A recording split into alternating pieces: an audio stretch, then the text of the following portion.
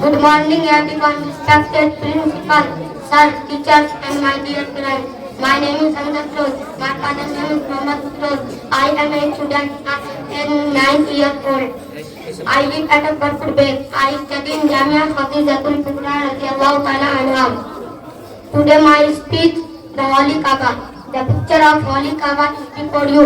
We Muslims place toward the Kaaba in every prayer. It is a building in Makkah and the holiest place of the world. Makkah is a famous city in Saudi Arabia. Most part of Saudi Arabia is desert. Muslims go to Kaaba in every year for Hajj. Hajj is compulsory for each Muslim once in his life. It is a prayer and one of the pillars of Islam. Every Muslim desires to go to Kaaba. At first, Prophet Ibrahim came here with his wife Hazra, who had an infant with her. There were no plants or trees, no wells or rivers or animals, people.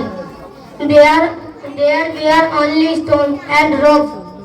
From his childhood, Ibrahim alayhi salam did not like worshipping idols, the sun, the moon, rivers, trees or any creature.